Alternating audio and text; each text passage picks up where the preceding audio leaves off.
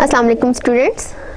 Today we are going with the harmonic oscillator, but before this I would like to revise the previous lecture. That in the previous lecture what we have done, we have discussed the Hamiltonian as total energy of the system, and what we have found that this total energy of the system, it is the total energy if the transformations from the canonical coordinates to the Cartesian coordinate, they don't include the time. Time substance is not included in the transformation. Then we can say that this Hamiltonian is the energy. Otherwise, we don't say it as an energy. Afterwards, if the Hamiltonian is dependent on time, then we say that if it is the energy, then it is conserved. So the first case is Hamiltonian an energy or not?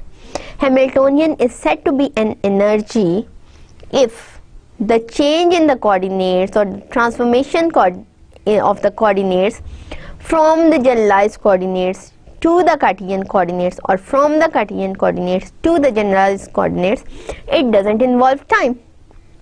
If it involves time, then we don't say that this Hamiltonian is the energy of the system. It would just called as a Hamiltonian, not the energy of the system. Then if it is an energy or if it is not an energy, then afterwards we can see another property, that is that Hamiltonian conserved or not. The Hamiltonian will remain conserved if the resulting expression for the Hamiltonian does not contain time. If it contains time, it means that the Hamiltonian is not conserved with respect to time. Conservation always happens with respect to time, you know it. Now, so the previous lecture was about the Hamiltonian as total energy of the system, and what we have discussed in that, we have seen 4 examples. We have seen 4 cases. Case 1 was when the Hamiltonian is the energy, H is energy of the system, and also H is a conserved quantity. That means that H is conserved energy.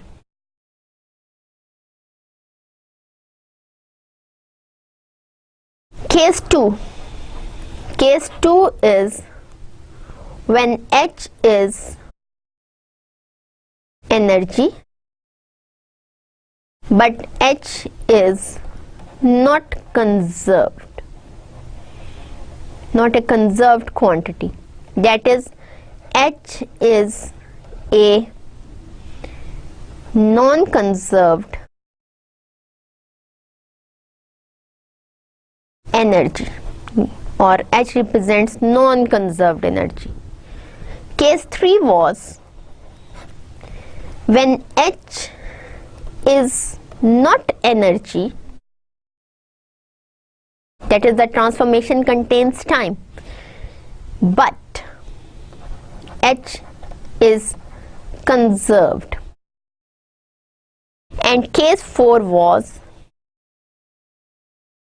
when H is not energy and H is not a conserved quantity,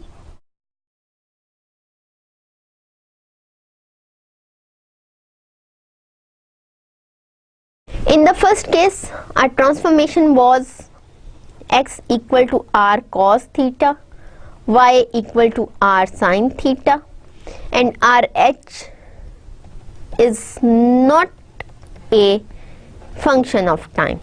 This was the example of case 1, when Rx was r cos theta and Ry was r sin theta, and H was not dependent on time. That's why H was conserved. And why H was energy? Because the transformations from the generalized coordinates towards the Cartesian coordinates, it doesn't involve time. The second case was when H was not conserved, but H was energy. This was the case when we had a particle moving along the real line x, that is x equal to x, and the potential vector dependent on x and time, and due to this potential vector h was a function of time, h became a function of time, and this was the example for the second case. What about the third case? When h was not energy and h was conserved.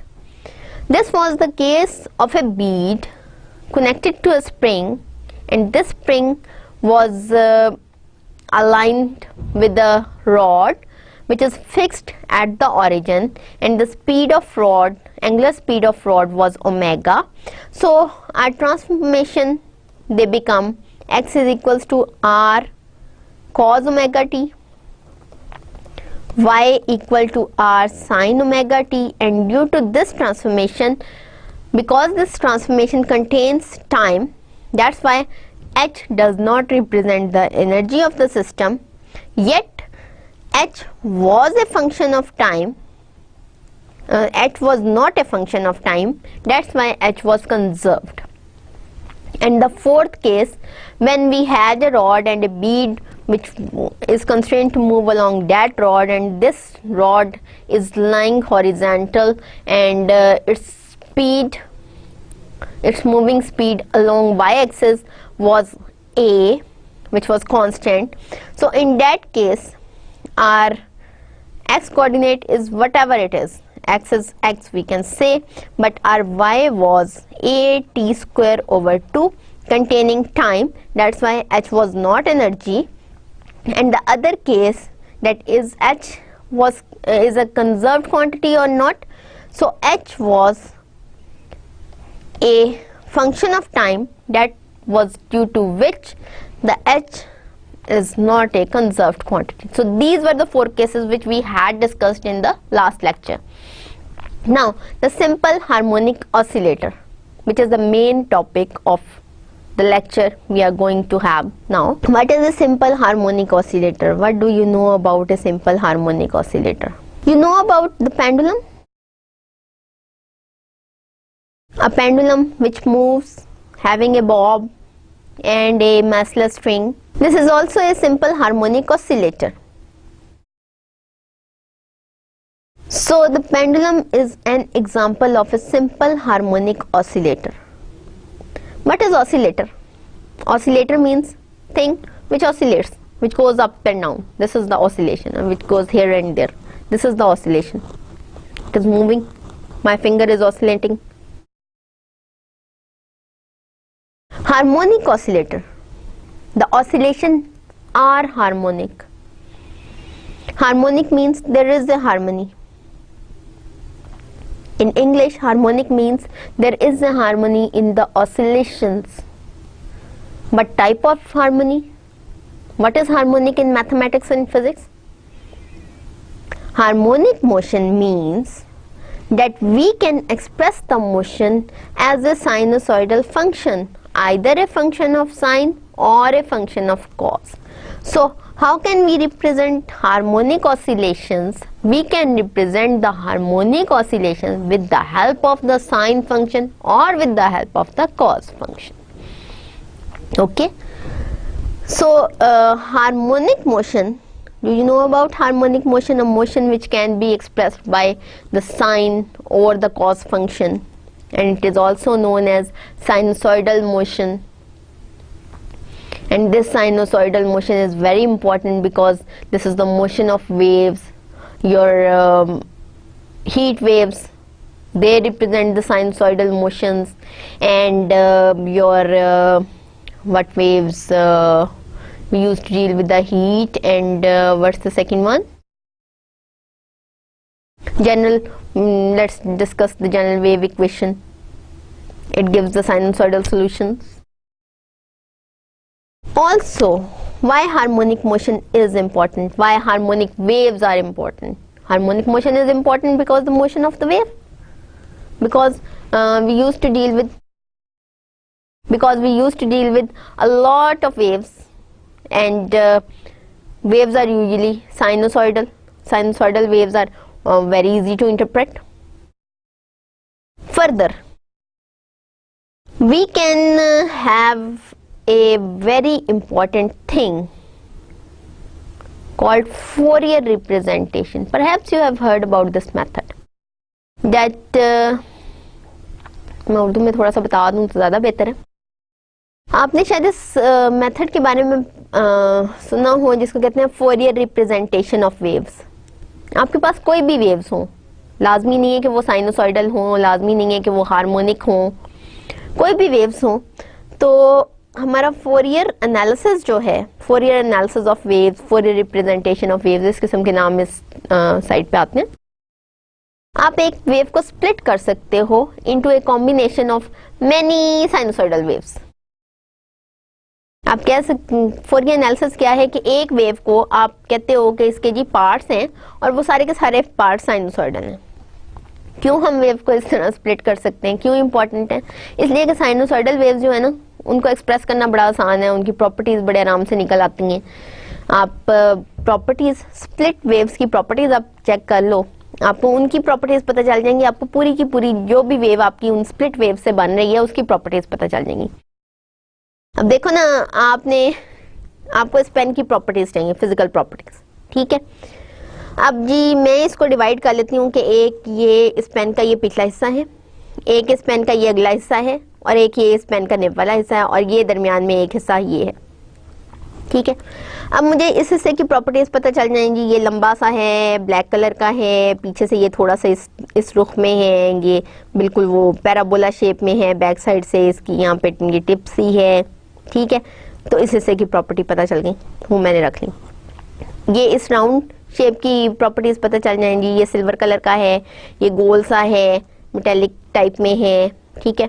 फिर इस हिस्से की properties पता चल जाएंगी. Black colour का है, ये आगे से थोड़ा सा स्ट्रेट करके उन्होंने बनाया हुआ है, यहाँ से जैसे कटा हुआ हो, एक पैराबोला को जैसे काट दें तो फिर ये बन जाता है. और ब्लैक कलर का है, और ये राउंड शेप है, और यहाँ से ये मोटा है और यहाँ से ये पतला है. इस तरह पिछला हिस्सा यहाँ से मोटा, यहाँ से पतला है, ठीक है. वो पता चल गया. उसके अलावा इसके ऊपर ये देखेंगे एक बटन सा भी है, वो भी लगा हुआ है, ठीक.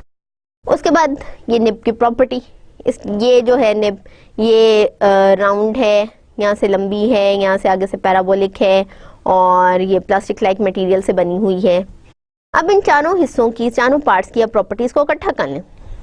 आपके पास इस पूरे पेन की फिजिकल प्रॉपर्टीज आ जाएंगी कि जी ये पेन जो है, इसका पिछला हिस्सा ब्लैक कलर का है, इसका अगला हिस्सा ब्लैक कलर का है, इसके दरमियान में सिल्वर ये एक मेटालिक बैंड सा लगा हुआ है, और इसके ऊपर यहाँ पे एक बटन लगा हुआ है, और इसके आगे एक निब है जो बारीक है और प्लास्टिक लाइक मटेरियल की है, और ये पूरा पेन प्लास्टिक लाइक मटेरियल से बना हुआ है, लेकिन ये दरमियान वाला हिस्सा थोड़ा सा मेटालिक है, ठीक है. इस पूरे पेन की फिजिकल प्रॉपर्टीज आ गई. इस तरह कोई भी आप वेव ले लो, चाहे वो रेक्टेंगुलर वेव हो, चाहे वो सॉटूथ वेव हो, या किसी भी तरह की वेव हो, लाजमी नहीं है कि वो हार्मोनिक हो, नॉन हार्मोनिक भी हो सकती है. अब रेक्टेंगुलर तो हार्मोनिक वेव है ना, यूं रेक्टेंगल बन रही. और इसी तरह जो आप सॉटूथ लेते हो तो वो भी एक हार्मोनी के साथ ही अक्सर आता है. तो लाजमी नहीं है कि इस तरह की वेव हो. वेव के ये भी हो सकता है कि पहले ये ऑसिलेटेड हो, बाद में वो एकदम से सॉटूथ बन जाए, बाद में किसी और तरह से हो जाए, थोड़ी पहले कम हो उसकी फ्रीक्वेंसी, बाद में फ्रीक्वेंसी बढ़ रही हो, और इस तरह करके किसी भी तरह की वेव हो, उसको हम फोरियर ट्रांसफॉर्मेशन से क्या कर सकते हैं, स्प्लिट कर सकते हैं इनटू इट्स हार्मोनिक पार्ट्स और इनटू इट्स साइनोसॉइडल पार्ट्स. हम कहते हैं कि ये जो वेव है, अज्यूम हम ये करते हैं कि ये जो वेव कोई भी गुजर रही है वो साइनोसॉइडल वेव से मिलके बनी है, साइनोसॉइडल वेव्स का रिजल्टेंट है. और साइनोसॉइडल वेव्स कौन सी हैं? ये साइनोसॉइडल वेव्स किस तरह की होंगी, और वो जो साइनोसॉइडल वेव्स जिनसे ये वेव मिलके बनी है उनको निकालने का तरीका जो है वो फोरियर एनालिसिस कहलाता है. बात मैं इसलिए कर रही हूँ क्योंकि फोरियर एनालिसिस से रिलेटेड आप एक टर्म पढ़ते हैं, फोरियर ट्रांसफॉर्मेशन. ये इस लिहाज से बहुत इंपॉर्टेंट है ठीक है जी। तो इसलिए मैंने बात की है, क्योंकि वो ऑसिलेशंस की बात आ गई और हार्मोनिक ऑसिलेशंस की बात आई, हार्मोनिक से फिर साइनोसॉइडल पे हम आ गए, साइनोसॉइडल से हम फोरियर एनालिसिस पे आ गए कि उसमें क्या होता है कि एक वेव को साइनोसॉइडल कंपोनेंट्स में उसको स्प्लिट कर लिया जाता है और उसके बाद हर कंपोनेंट का एनालिसिस किया जाता है, तो उससे हमें पूरी वेव का एनालिसिस मिल जाता है। ठीक है जी। अब ये है कि सिंपल हार्मोनिक ऑसिलेटर है एक ऐसा ऑसिलेटर है, एक ऐसी मूव करने की चीज जो हार्मोनिकली मूव कर रहा है, जो साइनसॉइडली मूव कर रहा है। ठीक है जी। किसी भी पीरियोडिक मोशन में, for any periodic motion there exists a position of the particle for which the next force acting on the particle is zero। किसी पीरियोडिक मोशन में कोई ना कोई एक पोजीशन ऑफ द पार्टिकल होती है जिसमें जो next force acting on the particle है वो जीरो हो जाती है। ठीक है। अब पेंडुलम का ही देख लें, this is the equilibrium pendulum. Equilibrium pendulum की ये आपको दी गई है, बताया गया इक्विलिब्रियम पेंडुलम के बारे में कि इक्विलिब्रियम पेंडुलम क्या होता है कि एक पीरियोडिक मोशन है, उसमें पोजीशन ऑफ द पार्टिकल जरूर एक एग्जिस्ट करेगी जहां पे पार्टिकल के ऊपर फोर्स, नेक्स्ट फोर्स जो एक्ट करेगी वो जीरो हो। पेंडुलम क्या होता है? पेंडुलम का हमने ये पढ़ा था कि ये ओरिजिन है, ओरिजिन पे आप एक मासलेस स्प्रिंग लगा लें और आगे एक बॉब ऑफ मास m लगा लें और इसकी मोशन देखें। ओरिजिन पे स्प्रिंग को हमने फिक्स किया हुआ है, दूसरी साइड पे बॉब ऑफ मास m है और ये इधर को भी जा रहा है और ये इधर को भी जा रहा है। तो कोई ना कोई ऐसी पोजीशन जो होगी पेंडुलम की कि जहाँ पे next force equal to zero होगी वो एग्जिस्ट करेगी और इसको हम कहते हैं ये इक्विलिब्रियम है पेंडुलम, नॉन इक्विलिब्रियम नहीं है। अब देखें ना, इधर को जाएगा नॉन इक्विलिब्रियम होगा, मूव करता जाएगा, यहाँ से वापस आएगा मूव करता आएगा, इधर को जाएगा नॉन इक्विलिब्रियम है, यहाँ से वापस आएगा मूव करता आएगा। लेकिन अगर बिल्कुल ये ओरिजिन के नीचे है तो ये इक्विलिब्रियम में। ठीक है जी। Let x equal to x not denote this position. हम कहते हैं कि ये पोजीशन जो पेंडुलम की है x equal to x not है। ठीक है। हम एक पेंडुलम ले रहे हैं, इक्विलिब्रियम पेंडुलम, उसके ऊपर एक पोजीशन ले रहे हैं जिसमें वो पेंडुलम इक्विलिब्रियम में हो और इस पोजीशन को हम नाम दे रहे हैं ऐसी पोजीशन जिसमें next force acting on the particle zero है, इसको हम कहते हैं कि ये x equal to x not पे है हमारे पेंडुलम की। अब हम one dimensional periodic motion of the particle about this position लेते हैं। ठीक है। One dimensional periodic motion of the particle about this position ले रहे हैं। If we assume that the displacement is small, अगर हम कहते हैं कि डिस्प्लेसमेंट इसकी बहुत ही थोड़ी सी है, potential function can be approximately taken to be equal to the first term in its Taylor series expansion about the equilibrium position. अब अगर आप एनर्जी फंक्शन लेते हो Vx और आप कहते हो कि डिस्प्लेसमेंट बहुत ही थोड़ी सी है, तो Vx में जो इक्विलिब्रियम पोजीशन है उससे जो ये थोड़ा सा चेंज आया है उसको हम टेलर सीरीज की फर्स्ट टर्म से शो कर सकते हैं। फॉर एग्जांपल ये कैसी टेलर सीरीज बनेगी, यहाँ पे आप नेक्स्ट पे भी देख सकते हैं, मैं आपको पीछे भी बना के दिखा सकती हूँ। अगर हम कहें कि पोटेंशियल एनर्जी फंक्शन है Vx और ये डिफर कर रहा है इस x equal to x nought से। ठीक है। तो इस डिफरेंस को हम टेलर सीरीज के जरिए शो कर सकते हैं, टेलर सीरीज एक्सपेंशन इसकी ले सकते हैं। कैसे लेंगे? पहली टर्म क्या होगी? v of x nought starting term plus x minus x nought into partial v by partial x at x equal to x nought plus अगली टर्म टेलर सीरीज की बनेगी x minus x not whole square over 2 factorial partial v by partial x at partial square v by partial x square at x equal to x nought. उससे अगली term होगी x minus x not का cube over 3 factorial partial square partial cube v by partial x cube at x equal to x nought and so on plus so on. जब आप इसको simplify करके लिखोगे तो आप इस तरह लिख सकते हो v of x nought plus x minus x not v prime, क्योंकि v फंक्शन सिर्फ x का है तो इसलिए मैं प्राइम लिख रही हूँ, v prime of x nought plus x minus x not whole square over 2 factorial v double prime of x nought plus so on. इस तरह की आपके पास टेलर सीरीज आ जाएगी, और ये टेलर सीरीज है about x equals to x nought. ठीक है, तो अगर हम कहते हैं कि ये डिस्प्लेसमेंट बहुत ही छोटी है, यानी कि x goes to x nought है, तो आपके पास vx और vx नॉट बराबर आएंगे। Since vx has minimum value at x equal to 0, अब क्योंकि x equal to x nought equilibrium position है, तो इसका मतलब ये है कि vx की सबसे कम वैल्यू कहाँ पे होगी, x equal to x nought पे, क्योंकि वो इक्विलिब्रियम पोजीशन है, वहां पे पोटेंशियल जो है वो 0 होगा। इक्विलिब्रियम में जो होगा आपको पेंडुलम, कोई भी चीज इक्विलिब्रियम में हो, यहाँ पे फॉर एग्जाम्पल मैंने इस पेन को यहाँ इधर रख दिया, अपने हाथ पे रख लिया, ये इक्विलिब्रियम पोजीशन पे, तो इसका पोटेंशियल क्या होगा, पोटेंशियल 0 होगा। जब यहाँ से दूर जाएगा नॉन इक्विलिब्रियम पोजीशन में, तब इसका पोटेंशियल एग्जिस्ट करेगा। ठीक है, 0 तो नहीं होगा, लेकिन क्योंकि ये mg z होगा, आप कह सकते हो mg z 0 नहीं होगा, लेकिन मिनिमम वैल्यू होगी। जब इसे ऊपर जाएगा तो फिर इसका पोटेंशियल बढ़ता जाएगा, जो जो इसके पास आएगा पोटेंशियल कम होता जाएगा। कम से कम वैल्यू यहाँ की होगी, यहाँ से नीचे ये नहीं जा सकता, इसलिए इससे कम वैल्यू पोटेंशियल की नहीं हो सकती, इससे ऊपर जरूर हो सकती। ठीक है, हाँ, अगर मैं ये रुकावट हटा दूं तो फिर इसकी यहाँ पे वैल्यू जो है ये मिनिमम नहीं है, इसकी जमीन पे वैल्यू जो है वो मिनिमम होगी। तो पोटेंशियल की मिनिमम वैल्यू कहाँ पे होगी, इक्विलिब्रियम पोजीशन पे। ठीक है, so v prime x nought equal to 0, वहां पे v प्राइम x नॉट जो है वो 0 होगा, क्योंकि पोटेंशियल की minimum value x equal to x nought पे होगी। तो इसका मतलब ये है कि v प्राइम x नॉट 0 है। क्यों, इसलिए कि आप चेंज ले रहे हो v at x equal to x nought, इसलिए पोटेंशियल वहां पे 0 होगा, यानी पोटेंशियल का first derivative with respect to x nought 0 होगा।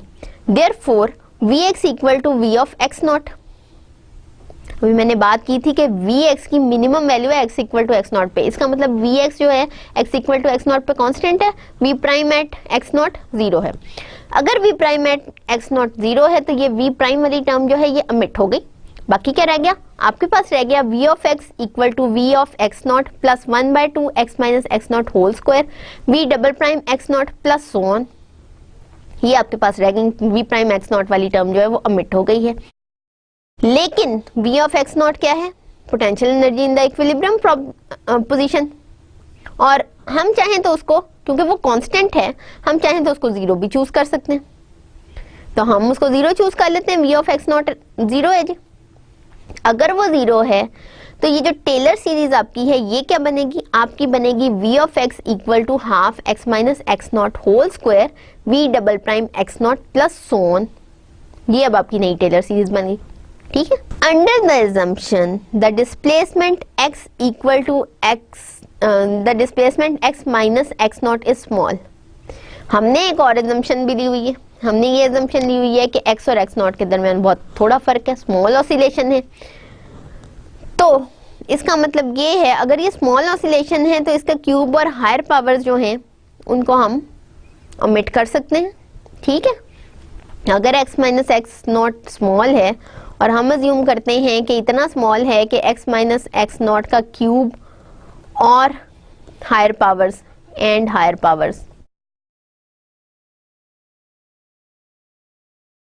वैनिश, कि जी ये वैनिश ही हो जाए, तो फिर आपका v of x 1/2 k x minus x nought square के बराबर है, where k is the double differentiation of v at x equal to x nought. जाहिर है कोई ना कोई कांस्टेंट ही होगा। अब इसको दोबारा से देखते हैं, हार्मोनिक ऑसिलेटर हमने लिया है, हमने कहा है कि वो इक्विलिब्रियम पोजीशन जो उसकी है वो मेंशन कर दी है कि x equal to x nought पे इक्विलिब्रियम पोजीशन पे होगा। अब हमने पोटेंशियल एनर्जी फंक्शन लिया, पोटेंशियल एनर्जी फंक्शन आपका क्या है, v ऑफ x है, v ऑफ x लिया है और आपने इसको अप्रोक्सीमेट किया है along the equilibrium position x equal to x nought पे। ठीक है, आपने x equal to x nought पे v ऑफ x को अप्रोक्सीमेट किया है। जब इसको आप अप्रोक्सीमेट करते हो तो आपके पास क्या आता है, आपके पास टेलर सीरीज आएगी। टेलर सीरीज आपकी क्या बनेगी, v of x equal to v of x nought plus x minus x nought v prime x nought at x equal to, जाहिर है x नॉट पे ही ना, plus x minus x nought square by 2 factorial v double prime x nought plus so on. अच्छा, अब हमने कहा है कि x equal to x not जो है वो इक्विलिब्रियम पोजीशन है और x नॉट x के बहुत बहुत करीब है, तो क्योंकि x equal to x nought equilibrium position है, तो वहां पे आपका जो है पोटेंशियल वो कांस्टेंट होगा। कांस्टेंट क्या, वो इक्वल टू 0 भी हो सकता है। अगर वो इक्वल टू 0 है, क्योंकि इक्विलिब्रियम पोजीशन है, वहां पे आप v ऑफ एक्स नॉट को 0 ले सकते हो। फर्दर पोटेंशियल की, क्योंकि v एक्स नॉट के ऊपर अगर आप देखो तो पोटेंशियल की मिनिमम वैल्यू है, ऐसा है कि वी एक्स और वी एक्स नॉट में कोई ज्यादा फर्क नहीं होगा, ठीक है। तो इसका मतलब क्या है कि वी प्राइम एक्स नॉट जो है first derivative of the potential at x equal to x nought, वो भी 0 हो जाएगा इक्विलिब्रियम पोजीशन की वजह से। रह क्या जाएगा, second derivative of the potential and so on. अब फर्दर एक और चीज हमने लगाई, हमने कहा जी इक्विलिब्रियम पोजीशन है और हमें ये पता है x equals x goes to x not है, तकरीबन एक्स नॉट के बराबर है, तो इतना छोटा फर्क है कि इसका क्यूब और इसकी हायर पावर को हम ओमिट कर सकते हैं। जब ओमिट कर सकते हैं तो आपका v किसके बराबर रहा, पोटेंशियल किसके बराबर रहा, आपका पोटेंशियल रहा x minus x nought square over 2 factorial into v double prime x nought के। अब v के अगर आप डेरिवेटिव लो और डेरिवेटिव लेने के बाद फिर डबल डेरिवेटिव लो, डबल डेरिवेटिव लेने के बाद आप x equal to x nought उसमें वैल्यू पुट कर दो, तो आपके पास कोई ना कोई कांस्टेंट होगा, उस कांस्टेंट को आपने नाम दे दिया k का। तो आपके पास v किसके बराबर आ गया, half k x minus x not whole square, इसके बराबर आ गया।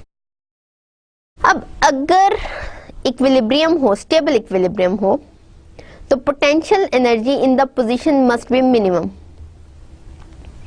फिर क्या होगा कि पोटेंशियल एनर्जी पोजीशन की कम से कम होगी अगर तो स्टेबल इक्विलिब्रियम है। Then v double prime x not must be positive, इसकी वजह से v double prime x not positive होगा and k is also positive. जाहिर है जब v double prime x not positive होगा तो उसी को तो हम k रख रहे हैं, वो भी पॉजिटिव होगा। हम फर्दर सिंप्लीफाई करते हैं इस प्रॉब्लम को कि ओरिजिन को हम x माइनस एक्स नॉट पे ले आते हैं। अगर ओरिजिन हम x माइनस एक्स नॉट पे ले आए हैं तो इसका क्या मतलब है, इसका मतलब ये है कि x नॉट की बजाय आप 0 पुट कर दोगे, आपके पास रिजल्टेंट आ जाएगा, ठीक है। तो v double prime x not क्या हो गया, v डबल प्राइम एट 0 हो गया। आपका vx किस में रिड्यूस हो गया, आपका vx पहले था क्या, you had the vx as v of x equal to 1/2 k x minus x nought square, और ये आपके पास आ गया 1/2 k x माइनस 0 का स्क्वायर और हाफ k x स्क्वायर, ये आ गया। इस अप्रोक्सीमेशन के साथ जो फोर्स एक्ट करेगी पार्टिकल पे वो किसके, अब आपके पास पोटेंशियल आ गई, वहां से आप फोर्स निकाल सकते हैं। फोर्स किसके बराबर होती है, हमें पता है फोर्स हमारा जो है फोर्स वेक्टर वो डेल ऑफ पोटेंशियल के बराबर है विद नेगेटिव साइन, ठीक है। अब हमारे पास पोटेंशियल जो है वो सिर्फ एक्स डिपेंडेंट है, तो हमारे पास आ जाएगा minus partial by partial X of v into I. क्यों कि आपका डेल जो है इस वक्त वो partial by partial X I है, फोर्स जो है आपकी वो partial by partial X I है और v x के ऊपर अप्लाई हो रही है तो partial v by partial x आ गया। और क्योंकि v is a function of x only, so we are having dv by dx along i।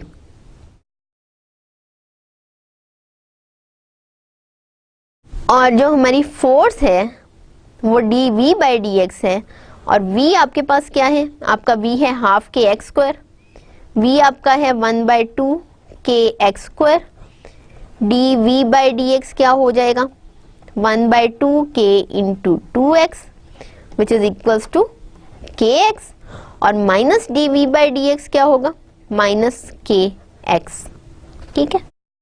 तो फोर्स जो पार्टिकल पे एक्ट कर रही है वो माइनस के एक्स आई है, और अगर आप फोर्स का लेते हो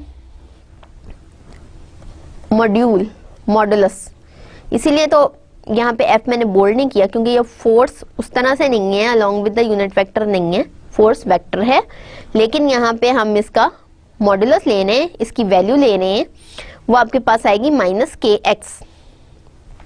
अब और आई स्पेसिफिकली हम इसलिए नहीं लिख रहे हैं, हमने शुरू से ही नहीं लिया आई, ठीक है।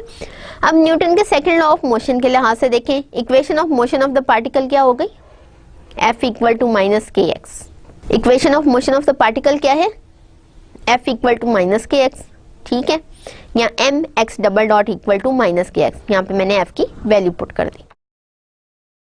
अब इस इक्वेशन को सॉल्व करने के लिए, यानी कि आपके पास जो फोर्स की इक्वेशन थी, आपके पास फोर्स आ गई माइनस के एक्स, और फोर्स की बजाय आप लिखते हो M A equal to minus के एक्स या M x double dot equal to minus के एक्स। जब इसको सॉल्व करोगे आपके पास आएगा X double dot minus K over M times X, ये आ गया। Now your X double dot is minus K over M times X and we put K over M as omega square. मैं कहती हूँ ये जो माइनस के अलावा जो एक्स का कोएफिशिएंट है ये ओमेगा स्क्वायर के बराबर है, तो आपके पास एक्स डबल डॉट आ गया माइनस ओमेगा स्क्वायर एक्स। इसका मतलब है कि आपका D x dot by D T किसके बराबर है, माइनस ओमेगा स्क्वायर एक्स के बराबर। आपका D x dot by D x by D T इसके बराबर है, माइनस ओमेगा स्क्वायर एक्स के बराबर है। इसका मतलब है कि D x dot into D x by D T क्या होता है, एक्स डॉट, ये minus omega square x D x के बराबर है। और जब आप इसको रिजॉल्व करोगे इंटीग्रेटिंग बोथ साइड्स जब करोगे ऐसे करके, ओमेगा स्क्वायर क्योंकि कांस्टेंट है इंटीग्रल से बाहर होगा, आपके पास आएगा X dot square over 2 equal to minus omega square X square over 2 plus C. जब आपका मैक्सिमम होगा X, that is when your X equal to A and X dot equal to 0। हम कहते हैं कि एक्स कहाँ पे मैक्सिमम है, कोई पॉइंट है ए जहाँ पे एक्स मैक्सिमम है। जब आपका एक्स ए के बराबर हो और आपका एक्स डॉट 0 के बराबर हो तो फिर ये इक्वेशन क्या बनेगी, आपकी इक्वेशन बन जाएगी 0 equal to minus omega square A square over 2 plus C. और यहाँ से ये कांस्टेंट ऑफ इंटीग्रेशन आप निकाल सकते हैं, C equal to omega square A square over 2। अब इस वैल्यू को हम पुट करते हैं इस इक्वेशन में। हमारे पास इक्वेशन में निकल आया X square over 2 equal to minus omega square A square over 2 minus omega square X square over 2 plus constant of integration आपके पास ओमेगा स्क्वायर ए स्क्वायर ओवर 2 आ गया। जब पुट करते हैं तो आपके पास X dot square equal to minus omega square X square minus A square आ जाएगा। ठीक है, ये आपके पास एक्स डॉट स्क्वायर की वैल्यू आ गई। और यहां से आप जाहिर है इसकी वेलोसिटी फाइंड आउट कर सकते हैं। X dot is under root omega square A square minus x square, और जब अंडर रूट आ जाए तो उसकी दो वैल्यूज होती हैं हमेशा, एक प्लस होती है एक माइनस होती है। अब इसकी रीजन क्या है ये भी मैं आपको बता दूं। Under root of a it may be plus quantity positive quantity, under root of a square it may be plus a it may be minus a. Under root की हमेशा दो वैल्यूज होती हैं, एक वैल्यू नहीं होती। ये और बात है कि फिजिकल प्रॉब्लम जो है उसमें हम अक्सर पॉजिटिव वैल्यू यूज करते हैं, नेगेटिव अवॉइड कर लेते हैं, लेकिन इट डजंट मीन कि अंडर रूट की नेगेटिव वैल्यू नहीं होगी, होती है। वजह क्या है, बिकॉज मिसाल के तौर पे आप -2 का स्क्वायर लेना, आंसर क्या आएगा 4 प्लस 4। आप +2 का स्क्वायर लें, आंसर क्या आएगा +4। 4 का अंडर रूट लें, अंडर रूट क्या होता है कि अंडर रूट होता है पावर हाफ, यानी कि यहाँ पे पॉसिबिलिटी है कि 2 स्क्वायर की पावर भी हाफ हो जाए। ये भी पॉसिबिलिटी है कि -2 के स्क्वायर की भी हाफ पावर आप ले सकें। दो पॉसिबिलिटीज है ना, तो इसका मतलब है कि आंसर इसका 2 भी आ सकता है और इसका आंसर -2 भी आ सकता है। ठीक है, इसी तरह a इंटू ए ले लें, प्लस a का स्क्वायर ए स्क्वायर आ जाएगा, -a का अगर आप स्क्वायर लोगे तो -a इंटू -a आता है which is again a square. So a square का अंडर रूट लोगे, आपने पावर को हाफ करना है। पावर को हाफ कैसे करोगे, अगर करते हो तो इसकी दो पॉसिबिलिटीज हैं, हो सकता है कि ये a स्क्वायर प्लस a का स्क्वायर हो, ये भी हो सकता है ये a स्क्वायर माइनस a का स्क्वायर हो। तो अंडर रूट में जब भी कोई वैल्यू आपकी आएगी आप साथ प्लस माइनस का साइन जरूर लगाओगे। It may give you a positive value, it may give you a negative value. Usually हम फिजिक्स में नेगेटिव वैल्यूज को अवॉइड करते हैं, लेकिन मैथमेटिक्स में नेगेटिव पॉसिबिलिटीज देखी जाती हैं। ठीक है, कई ऐसी जगह आ जाती हैं जहाँ पे हमें नेगेटिव पॉसिबिलिटीज को देखना पड़ता है कि अच्छा जी अगर नेगेटिव पॉसिबिलिटी हो तो फिर क्या होगा। ठीक है जी, तो नेगेटिव पॉसिबिलिटीज पॉजिटिव पॉसिबिलिटीज दोनों देखी जा सकती हैं, तो इसलिए हमने दोनों को काउंट करना है। अच्छा जी, अब हमने किया सी की वैल्यू इक्वेशन में, तो हमारे पास जो आ गया रिजल्टेंट, ये velocity of the particle in terms of displacement आ गया। ठीक है, यानी कि ये वेलोसिटी ऑफ द पार्टिकल है, इसको हमने इन टर्म्स ऑफ डिस्प्लेसमेंट लिख लिया। अब आगे आते हैं कि वेलोसिटी से डिस्प्लेसमेंट तक हम जाना चाह रहे हैं, कैसे जाएंगे। हमारे पास जो एक्स डॉट है वो है plus minus omega under root A square minus x square. मैंने ओमेगा को बाहर निकाल लिया, कैपिटल ए है, यहाँ से मैंने ओमेगा स्क्वायर जो कॉमन लिया था उसको मैंने बाहर निकाल लिया। इस साइड पे लिखती हूँ। अच्छा जी, एक्स डॉट आपके पास आ गया जी plus minus omega under root A square minus x square. ठीक है जी, जब ये आ गया तो इसका मतलब क्या है कि आपका dx बाई dt किसके बराबर है, plus minus omega under root A square minus x square. और यहां से आपके पास आ गया dx over under root A square minus x square equal to plus minus omega dt। अब आप दोनों साइड्स को इंटीग्रेट कर लो। इंटीग्रेशन जब आप अप्लाई करोगे, कैसे करोगे इसकी इंटीग्रेशन, इस वाले हिस्से की,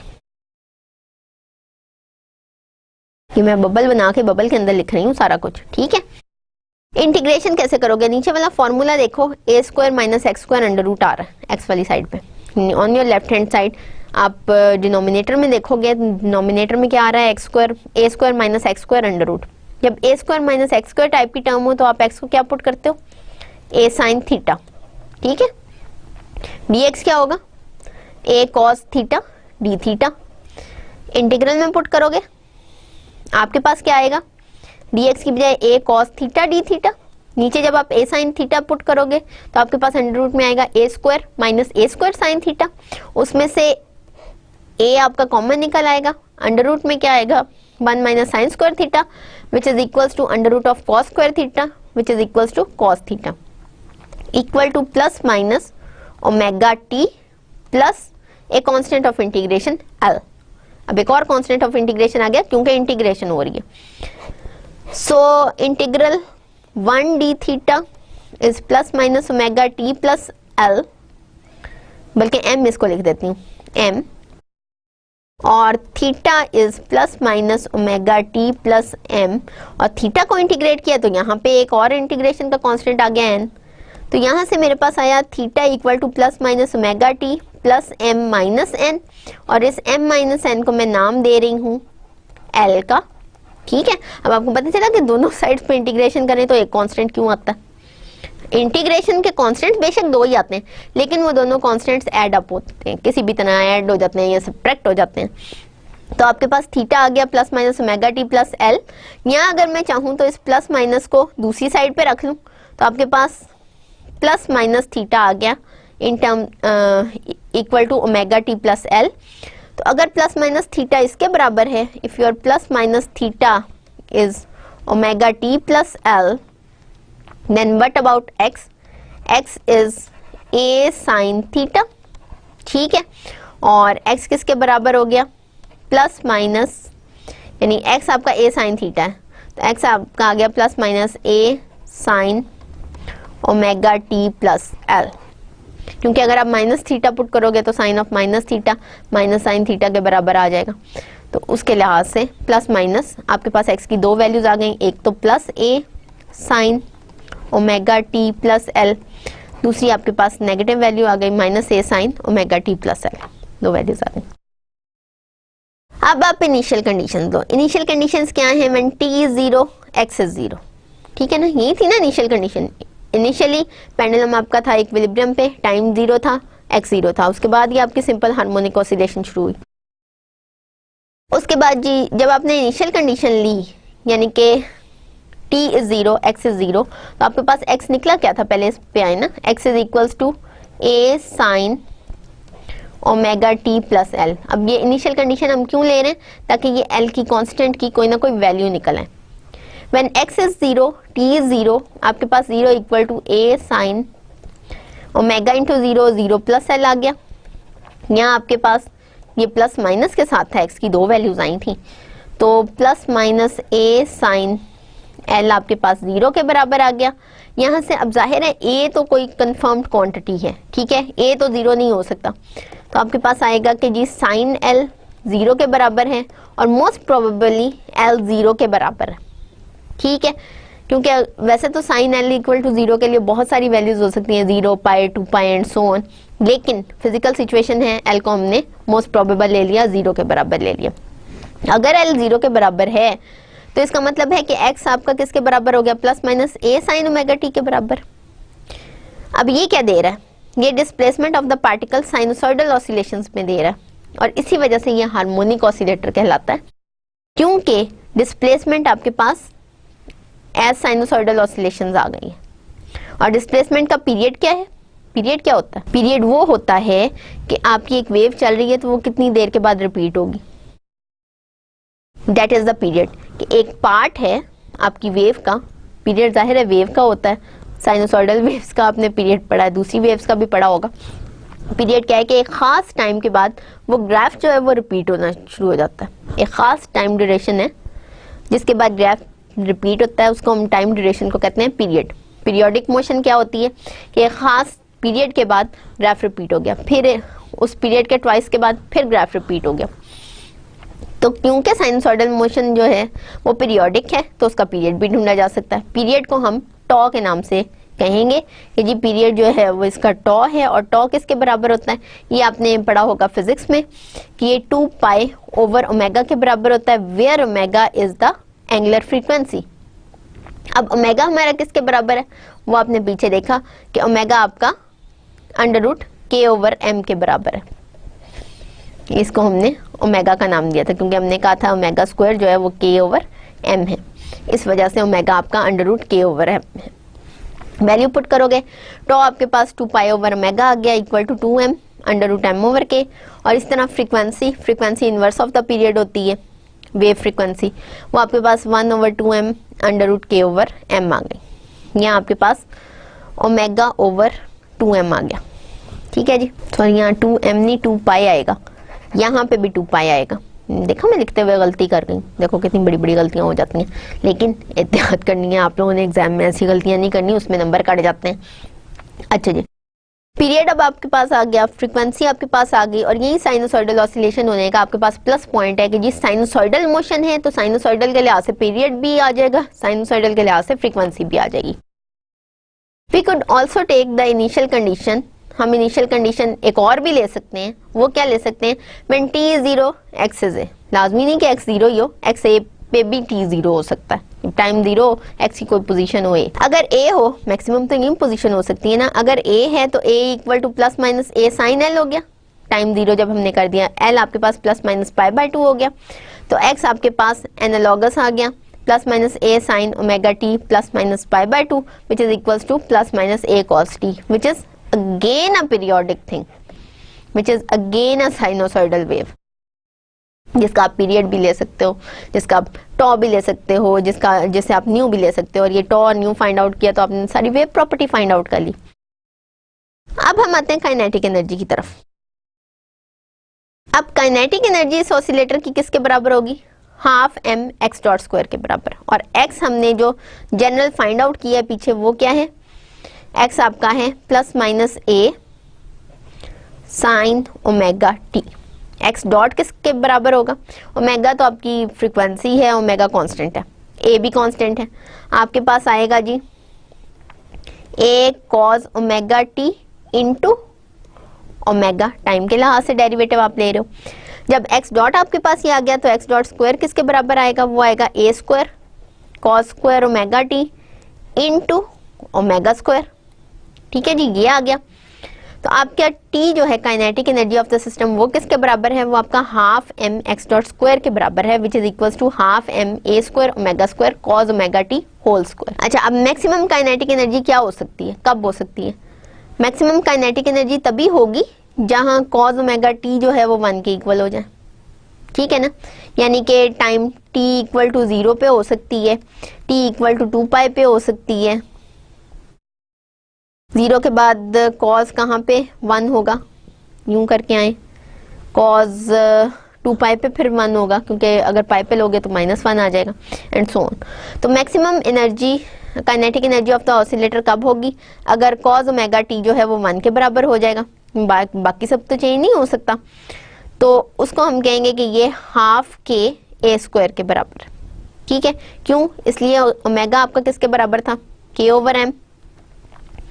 एम ओमेगा स्क्वायर अगर लो तो एम के ओवर एम के बराबर है, विच इज इक्वल्स टू के है। तो आपके पास काइनेटिक एनर्जी जो मैक्सिमम आ गई वो हाफ के ए स्क्वायर आ गई। अब पोटेंशियल एनर्जी की तरफ चले जाते हैं। किस तरफ आ रहे हैं? Potential energy of the oscillator at any instant T. कोई भी टाइम टी है वहां पे पोटेंशियल एनर्जी क्या होगी? पोटेंशियल एनर्जी आपकी है हाफ के एक्स स्क्वायर, और एक्स आपका किसके बराबर था? Plus minus A sine omega T के बराबर। एक्स स्क्वायर किसके बराबर है?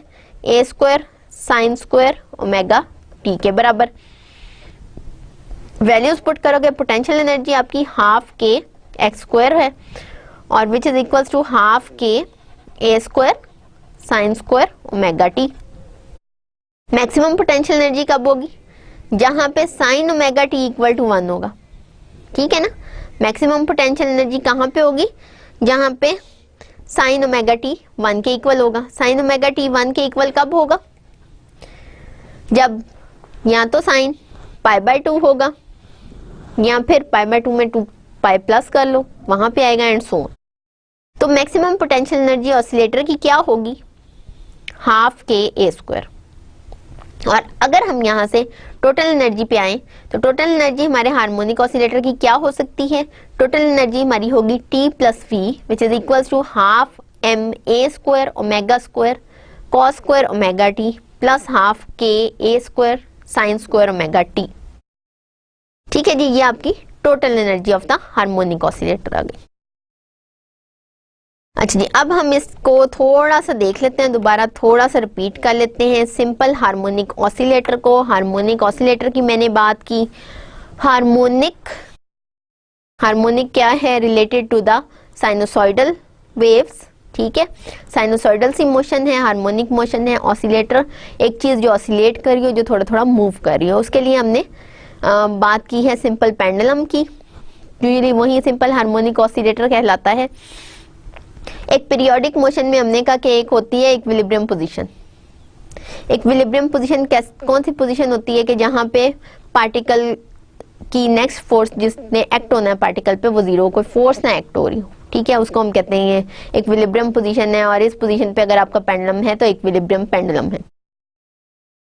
हम कहते हैं कि एक पेंडुलम है जिसकी position x equal to x not है, और ये पोजीशन जो है वो इक्विलिब्रियम पोजीशन है। तो हमने क्या किया कि 1 डायमेंशनल पीरियोडिक मोशन ली और हमने कहा कि डिस्प्लेसमेंट थोड़ी सी है। अगर डिस्प्लेसमेंट थोड़ी सी है तो पोटेंशियल एनर्जी v है। पोटेंशियल एनर्जी को हमने टेलर सीरीज में पहले लिख दिया अराउंड दिस इक्विलिब्रियम पोजीशन। उसको देखा, उसको सॉल्व किया, फिर हमने कहा कि Vx क्योंकि मिनिमम है x equal to x not पे, तो Vx कितना हो सकता है? मिनिमम 0 हो सकता है, 0 ले लिया। अच्छा, अगर Vx मिनिमम है तो इसका फर्स्ट डेरिवेटिव क्या होगा? 0 होगा। अगर Vx मिनिमम है तो सेकंड डेरिवेटिव लाजमी नहीं है कि 0। अच्छा जी, फर्स्ट डेरिवेटिव 0 क्यों होगा? इसलिए कि आप यहाँ से क्रिटिकल पॉइंट से ये चीज थोड़ा सा सोच लो कि अगर एक जगह जहां पे मिनिमम वैल्यू है, आप यहाँ पे आ जाओ कि क्रिटिकल पॉइंट पहले याद करो। क्रिटिकल पॉइंट क्या होता है? क्रिटिकल पॉइंट, या बल्कि क्रिटिकल पॉइंट से भी बेहतर है आप एक्सट्रीमम पॉइंट को याद कर लो। एक्सट्रीमम पॉइंट क्या होता है? ऐसा point, extremum point of function f कर लेते हैं, f ऑफ x। ठीक है, फंक्शन f ऑफ x का ऐसा पॉइंट जहां पे df बाई dx 0 हो, वो एक्सट्रीमा होगा अगर फंक्शन की वैल्यू x नॉट पे मैक्सिमम या मिनिमम या एक्सट्रीमम हो। ठीक है, अब ये देखो कि अगर एक पॉइंट पे Vx की मिनिमम वैल्यू है तो इसका मतलब वो पॉइंट एक्सट्रीमा है, एक्सट्रीमम पॉइंट है। एक्सट्रीमम पॉइंट कौन सा होता है? एक्सट्रीमम पॉइंट एक ऐसा पॉइंट होता है यहाँ पे फर्स्ट डेरिवेटिव जीरो होता है। उसके लिहाज से हमने फर्स्ट डेरिवेटिव जीरो कर देना है। जब आप फर्स्ट डेरिवेटिव जीरो कर दोगे, वी एक्स नॉट आप कहते हो कि जीरो है, तो बाकी क्या टेलर सीरीज रह जाती है आपकी? Taylor series start second derivative से होती है, सेकंड डेरिवेटिव से स्टार्ट हो रही है। तो वो जो second derivative eight x not आपने लिया उसको आपने के पुट कर दिया है, बाकी क्या रह गया? हाफ के x minus x not whole square, ये रह गया। हमने कहा जी स्टेबल इक्विलिब्रियम है, स्टेबल इक्विलिब्रियम है तो हम ओरिजिन को जीरो पे पुट कर देते हैं, ठीक है। हम एक्स नॉट की बजाय की जीरो रख देते हैं। फर्दर हमने ये कहा कि क्योंकि ऑसिलेशन बहुत स्मॉल है तो x minus x not cube और इसकी जो हायर पावर्स हैं वो सारी की सारी हमारी वैनिश हो जाएंगी, हम उसको ओमिट कर देते हैं। रह गई सेकंड ऑर्डर डिफरेंशिएशन, ठीक है, टेलर सीरीज में। सेकंड ऑर्डर डिफरेंशिएशन में हम इस सारे सिस्टम को ओरिजिन पे शिफ्ट कर देते हैं। जब ओरिजिन पे शिफ्ट हो गया तो इसका मतलब ये कि आपका पोटेंशियल एनर्जी जो है वो हाफ के एक्स स्क्वायर हो गया। अब इस अप्रोक्सीमेशन के साथ हम कहते हैं फोर्स क्या है? Force is the change in potential with respect to the coordinate x. Force क्या है? Force is the change in potential energy with respect to the coordinate x और विद नेगेटिव साइन, ठीक है, माइनस डेल वी होती है force. यहाँ से हमने फोर्स ली, फोर्स हमारे पास माइनस के एक्स आ गए। Second law of motion apply किया, इक्वेशन ऑफ मोशन क्या बन गई? फोर्स इक्वल्स टू माइनस के एक्स या M x double dot equal to minus के एक्स। अब हम इक्वेशन ऑफ मोशन को सॉल्व करेंगे। सॉल्व करने के लिए हमने देखा कि एक्स डबल डॉट जो है वो माइनस ओमेगा स्क्वायर एक्स के बराबर है, where omega is under root k over m. ये हमने खुद से अज्यूम किया है कि इसकी फ्रीक्वेंसी जो है वो under root k over M है। अगर एक्स डबल डॉट इसके बराबर है तो वहां से आप एक्स डॉट निकाल सकते हो, एक्स डॉट स्क्वायर निकाल सकते हो। एक्स डॉट स्क्वायर के अंदर आपकी इक्वेशन आ गई। आपने कहा कि जी जब एक्स मैक्सिमम हो, इसका मतलब क्या है कि जब एक्स ए के बराबर हो, एक्स डॉट आपका जीरो के बराबर है, ठीक है ना। एक्स मैक्सिमम है, एक्स ए के बराबर है तो आपका एक्स डॉट जीरो होगा। क्यों? इसलिए कि ए कांस्टेंट है। अगर एक्स डॉट जीरो है, एक्स ए के बराबर है, तो वहां से आप कांस्टेंट ऑफ इंटीग्रेशन निकाल सकते हो, जो कि integration of the equation of the motion में आया था। फर्स्ट इंटीग्रेशन हमने किया, एक कांस्टेंट ऑफ मोशन आया, कांस्टेंट ऑफ मोशन की हमने वैल्यू निकाल दी, वैल्यू निकाल के हमने इक्वेशन में पुट कर दी, हमारे पास वेलोसिटी आ गई। वेलोसिटी आ गई पार्टिकल की in terms of displacement, velocity आ गई, तो वेलोसिटी को हम फर्दर इंटीग्रेट करके डिस्प्लेसमेंट निकाल सकते हैं। वेलोसिटी को हमने इंटीग्रेट किया। अब इंटीग्रेशन जब हमने की है तो हम इन टर्म्स ऑफ थीटा उसको इंटीग्रेट कर लेंगे, ठीक है। और सब्स्टिट्यूशन की है, सब्स्टिट्यूशन किया तो आपके पास थीटा आ गया, थीटा आपके पास आ गया। उसके बाद रीसब्स्टिट्यूट उसको किया, बैक सब्स्टिट्यूशन की, आपके पास एक्स आ गया plus minus A sine omega T plus L उसके बराबर। अब हम इनिशियल कंडीशन ले लेंगे कि जब t जीरो है, x जीरो है, t जीरो x जीरो लिया तो आपके पास l की वैल्यू जीरो आ गई, जो कि सेकंड कांस्टेंट ऑफ इंटीग्रेशन था जो इस इक्वेशन ऑफ मोशन पे अप्लाई हुआ।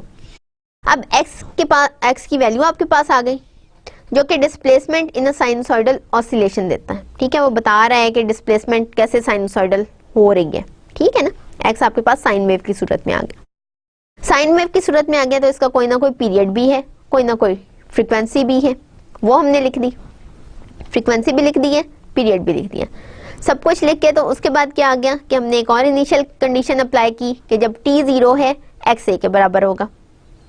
जब x a के बराबर होगा और t जीरो होगा तो आपके पास a plus minus a sine l आ गया। यहाँ से आपके पास l के ऊपर एक और कंडीशन आ सकती है अगर आप चाहें तो, कि अगर आप इनिशियल कंडीशन चेंज कर दें, आपके पास कांस्टेंट ऑफ मोशन चेंज हो गया, आपके पास कांस्टेंट ऑफ इंटीग्रेशन चेंज हो गया, कांस्टेंट ऑफ इंटीग्रेशन चेंज हो गया तो साइन वेव की बजाय कॉस वेव आ गई, कॉस वेव आ गई तो वो भी साइनोसॉइडल है, साइनोसॉइडल है तो उसकी भी कुछ प्रॉपर्टीज हैं। अब काइनेटिक एनर्जी ऑफ ऑसिलेटर आप दे सकते हो half m x dot square, ठीक है। अब आप एक्स डॉट की वैल्यू उसमें पुट कर दोगे, जो कि a omega cos omega t है। मैक्सिमम काइनेटिक एनर्जी क्या होगी आपके पास? हाफ के ए स्क्वायर, ठीक है, जब कॉस ओमेगा टी आपका 1 के बराबर। उसके बाद नेक्स्ट चीज आ गई पोटेंशियल एनर्जी, जिसकी हमें जरूरत पड़ती है। पोटेंशियल एनर्जी हार्मोनिक ऑसिलेटर की किसके बराबर आ गई? हाफ के एक्स स्क्वायर के बराबर। एक्स की आप वैल्यू पुट करोगे ए साइन ओमेगा टी, तो आपके पास half K A square sine square omega T के बराबर आ गया। Potential energy of the oscillator किसके बराबर हो गई? मैक्सिमम पोटेंशियल एनर्जी, कि जब साइन ओमेगा टी 1 के बराबर होगी। टोटल एनर्जी हैमिल्टोनियन आपका किसके बराबर आएगा?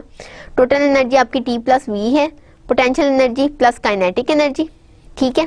ये आपका हैमिल्टोनियन हो गया, which is half M A square omega square cos square omega T plus half K A square sine square omega T.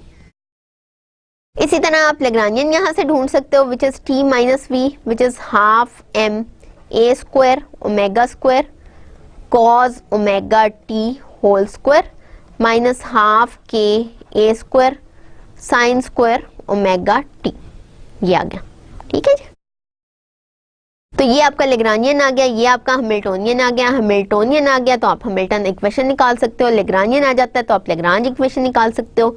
और ये दोनों इक्वेशन ऑफ मोशन आपको दोनों तरह से इस हार्मोनिक ऑसिलेटर की कंप्लीट डिस्क्रिप्शन दे देंगी, इसकी मोशन के मुतालिक डिटेल्ड बताएंगी।